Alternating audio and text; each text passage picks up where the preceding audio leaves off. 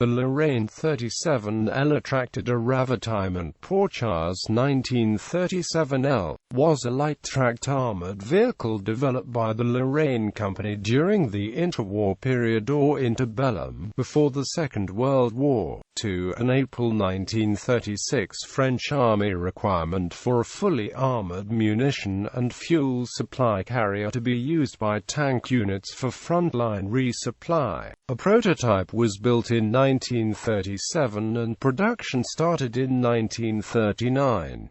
In this period also two armoured personnel carriers and a tank destroyer project were based on its chassis, mainly equipping the larger mechanised units of the French Infantry arm. The type was extensively employed during the Battle of France in 1940.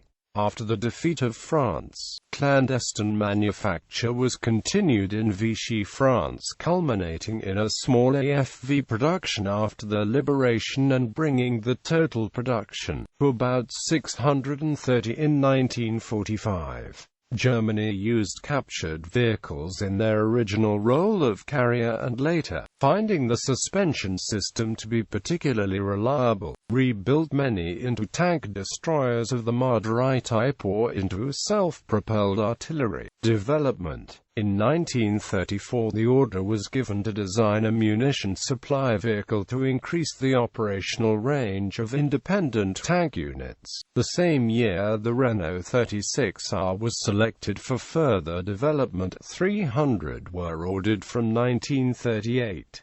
However, this tractor was only partially armoured. On 17 April 1936 a new set of specifications was drafted for a fully armoured vehicle to deliver fuel and munitions to tanks fighting on the front line. Early in 1937 the Lorraine Company finished a prototype. It was a lengthened version of a proposed replacement type for the 1931 model Renault UE Schneelett-tracked infantry supply tractor. In February 1937, the Material Commission, the Commission de Vincennes, was ordered to test the prototype and to complete an evaluation before the 1st of November 1937, even if testing would not yet have been finished. The prototype was only presented on the 9th of July and tested until the 4th of August. It was equipped with a 2,371 cc Delahaye 4-cylinder 124F engine, although the vehicle attained a maximum speed of 30 km per hour. This dropped to an unacceptably low 22.8 km per hour when an intended fuel trailer was attached. It was therefore returned to the factory. After a more powerful Delahaye 135 engine and stronger clutch had been fitted, it was again tested between the 22nd of September and the 29th of October and now achieved the desired 35 km per hour. Production. The Commission approved the type during late 1937, being especially impressed by the rugged suspension system. It was decided in September 1939 to reserve the total production capacity of the suspension elements for the larger tractor. This implied that the shorter Lorraine replacement for the Renault UE, though also favored over other candidates, would not be taken into production. An order of 100 made early 1939 was that month shifted towards the longer version. In 1938 3 orders were made. Of 78, 100 and another 100 vehicles of the Tracteur ravitaillement pour chars 1937L. In 1939 before the war a 4th order followed, of 100, and a 5th of 74 to which was added the replacement order of 100 for a total of 552. The first vehicle was delivered by Lorraine on the 11th of January, 1939. 212 had been delivered on the 1st of September 1939. The ambitious plans made after the outbreak of war for the expansion of the number of armoured divisions meant that the Lorraine 37L orders had to be enlarged accordingly, bringing the total to 1012. The intended initial production rate was 50 per month, to be expanded to 70. To assist in the manufacture, a second assembly hall was erected by Fugger at Béziers, of which it was hoped that it could produce at first 20 and later 30 vehicles per month. In reality, this number was never attained, e.g. 20 were made in January, 32 by both companies in May 1940. On the 26th of May 1940, vehicles had been delivered to the Army by Lorraine and Fugger out of 440 produced. Production continued after that date, and an estimated total of about 480 to 490 had been reached by the 25th of June 1940, the end of the Battle of France. Description: being derived from a chenillet project, the Lorraine 37L is a rather small vehicle, just 1.57 meters wide. Space had been found by lengthening the chassis to 4.22 meters, making it rather oblong. Lacking a turret of superstructure, its height is also not excessive at just 1.215 meters. The small dimensions, combined with the light armor, 9 mm for the vertical riveted plates, 6 for the top and bottom and 12 for the cast rounded nose section, ensured a low weight. The basic TRC-37L weighs just 5.24 metric tons empty, the trailer adding 1.2 tons. Given the vehicle's low weight, the suspension is quite robust and exceptionally reliable in comparison with other systems used on French armor of the time, that were either too complicated or too flimsy. 6 large road wheels in 3 bogie pairs gave a low ground pressure and good weight distribution. Each bogie is allowed a vertical movement in its entirety, sprung by an inverted leaf spring assembly located just below the upper track run, the 3 assemblies being placed between the 4 top rollers.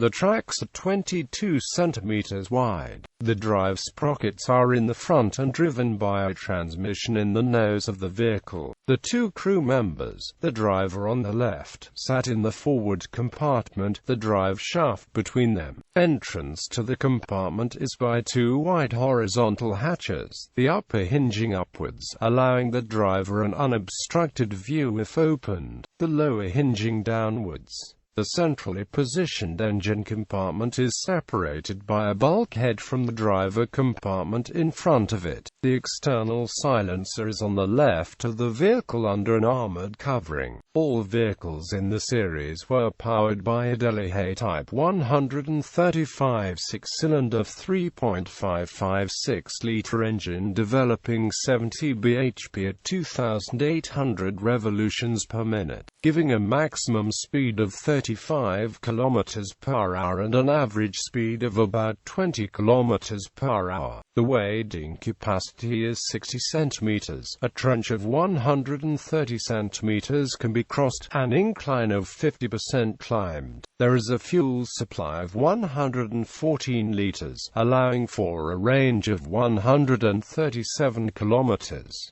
There are 5 forward drives and 1 rear drive. At the back is an armored ammunition bin. A load of 810 kilograms can be carried, bringing the weight to 6.05 tons. As with the Renault UE, the TRC-37L was supplied with a tracked, armored trailer with 2 road wheels per side, mostly used to carry a 565 liters fuel tank to supply the tank units. Total load capacity is 690 kilograms for a total for the combination of 1.5 tons, and a total weight of the trailer of 1890 kilograms.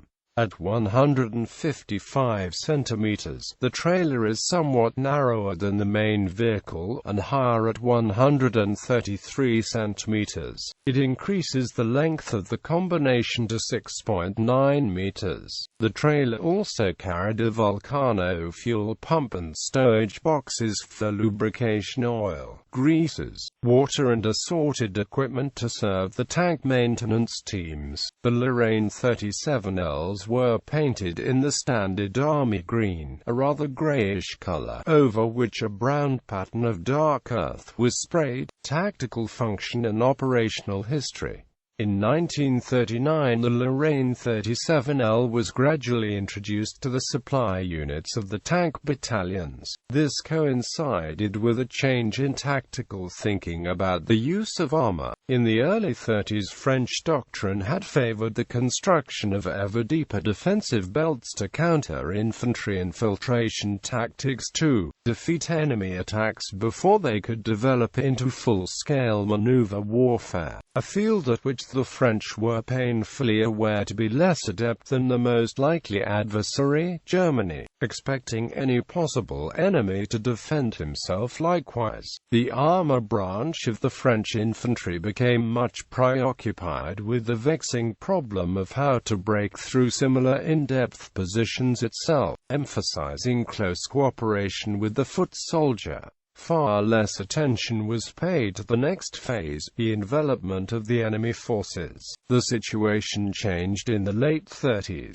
Having at last built a considerable number of modern and well-armored tanks, the infantry became confident in its ability to break the enemy line, if sufficient artillery and air support was provided within a combined arms tactic. At the same time, the political situation made it likely that large-scale offensives were needed to bring Germany to its knees, though few officers advocated the creation of armored divisions able to execute both the breakthrough and the strategic exploitation phase. These required trained personnel in numbers that simply would not be available. It was understood that the maneuver mass of tanks affecting the Bray would immediately have to envelop the defensive enemy position and defeat counter-attacking enemy armor reserves. Otherwise the momentum of the attack would be lost and the breach would not be kept open long enough for the motorized divisions and cavalry armored divisions to be launched to quickly occupy and hold strategic key positions.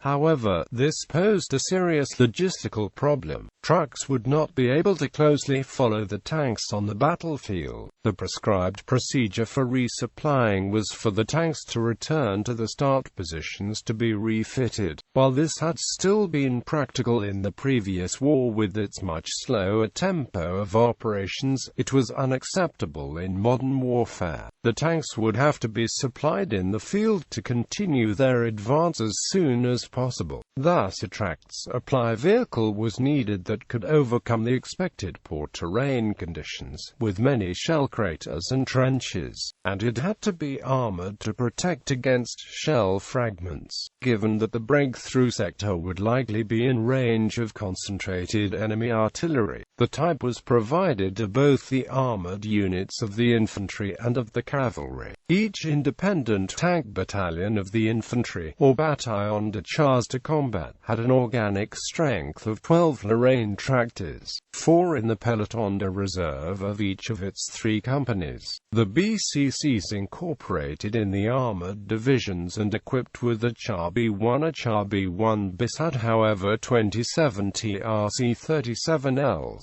Each of the 3 companies had 6 tractors in its supply platoon and furthermore a single tractor organic to each of its 3 tank platoons. This extra allotment was made to compensate for the large fuel consumption of these heavy tanks that, apart from being simply bigger, had also a rather limited range. Each group of 3 tanks was in their case thus directly followed by its own fuel supply. When during the Battle of France independent companies were formed, these 2 had the 4 Lorraine tractors, or a reduced allotment of 8 if a char B1 bis unit. However, the older FD-17 battalions did only use fuel trucks. Likewise, the TRC-37L was not in common use in the colonies, but when the 67E BCC, equipped with the char D1, was in June brought over from Tunisia, it was yet provided with tractors. The mechanized infantry divisions did not use the TRC-37L. In the cavalry, each squadron of 20 tanks had 3 Lorraine tractors, for a total of 24 for each mechanized light division. The AMRA 35, a Panhard 178 units, did not use the type, but trucks only, as its speed was considered insufficient. It was proposed to remedy this by fitting a stronger engine, bringing the speed to 50 km per hour. The TRC-37L was also not present in the cavalry light divisions. In practice, the supply vehicles would mainly move by road and meet with the tanks at predetermined rendezvous points. Refueling was relatively quick, as the Volcano could theoretically pump 565 liters in 15 minutes. To completely refill a heavy tank would normally take about 40 to 60 minutes. The trailer fuel reservoirs could themselves be replenished by the company fuel truck carrying 3,600 liters of petrol. The company's supplies could again be restocked from battalion stocks, moved by trucks loaded with 50-liter fuel drums. This method of distribution ensured a sufficient fuel supply on the tactical level, but was too cumbersome for strategic movements. If large distances had to be covered on track, the tanks would be directly refueled from fuel trucks.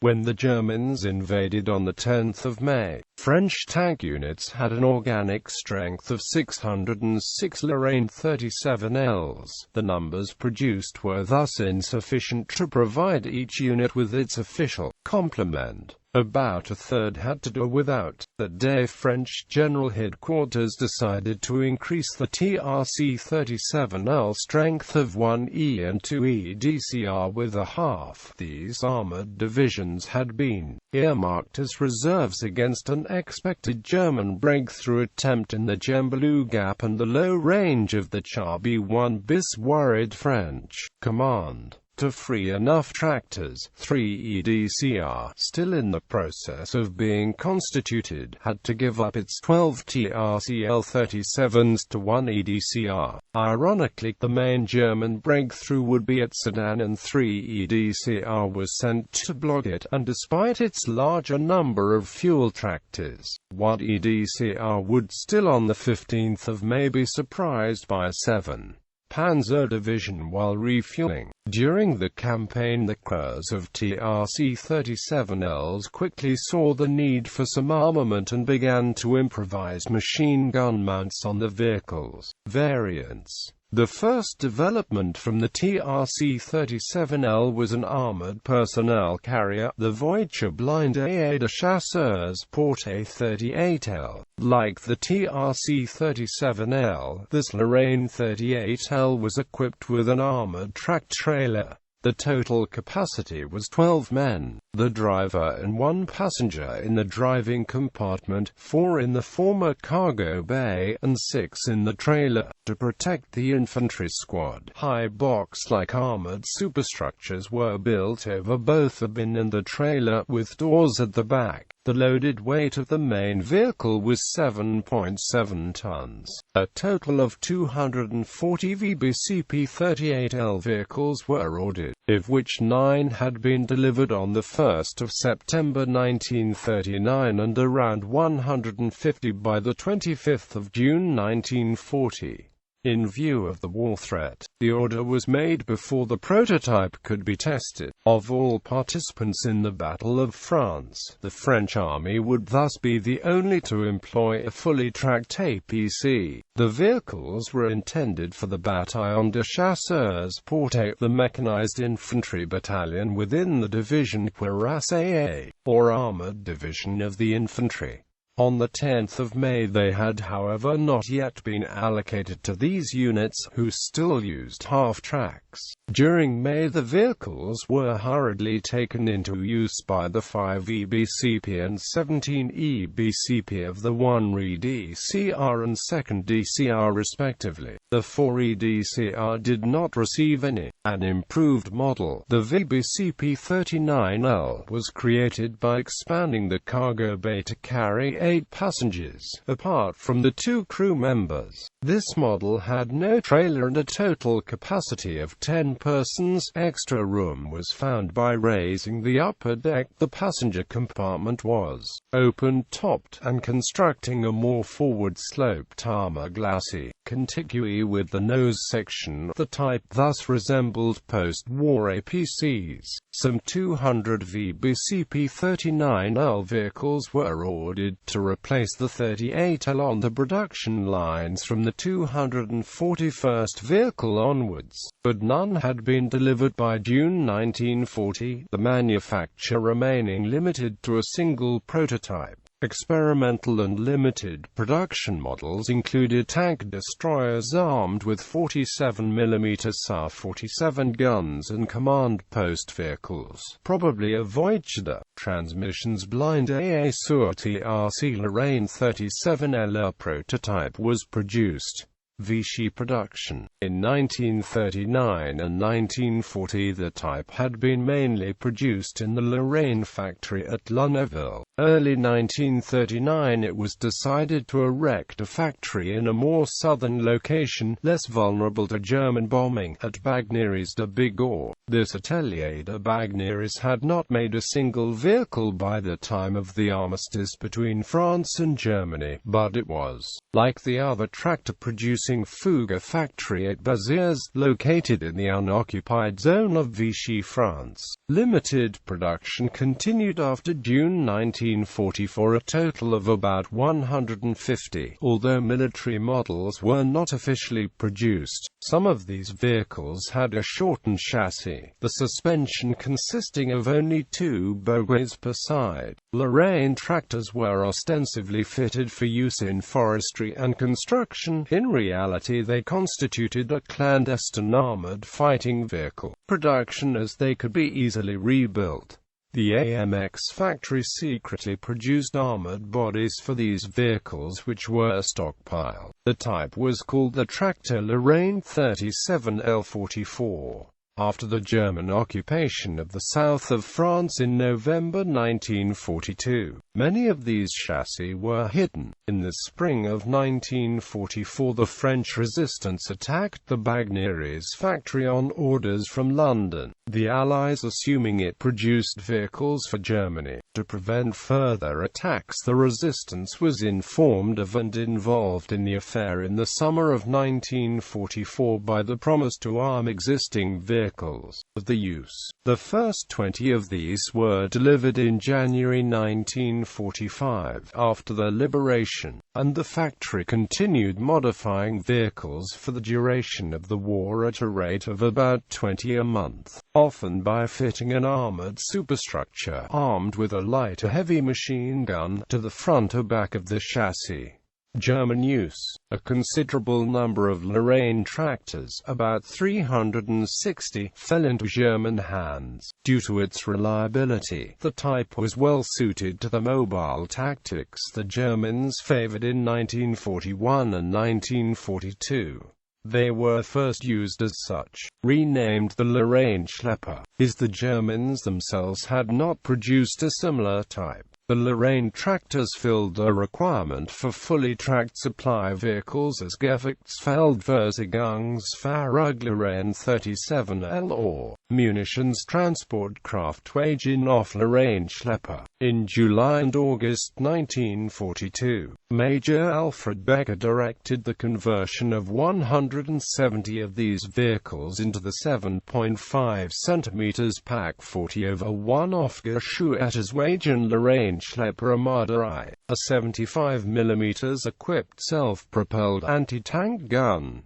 At the same time 106 were converted into self-propelled artillery, 94 into the 15 cm SFH-13/1 Aufgeschütteswagen Lorraine Schlepper and 12 into the 10.5 cm LEFH-18 Aufgeschütteswagen Lorraine Schlepper. Also an artillery observation vehicle was provided, the Beobachtungswagen auf Lorraine Schlepper, 30 of which were produced. A single conversion entailed the fitting of a Soviet 100 122mm howitzer, the 12.2 cm cannon of Duch.seb, Lorraine. For a time it has also been assumed that a 47mm tank destroyer conversion existed. The presumed 4.7 cm Pak 181 of Panzerjäger Lorraine Schlepper, based on preserved photographs that however in reality depicted the French chassis de chars Lorraine mentioned above, an ad hoc conversion built in June 1940.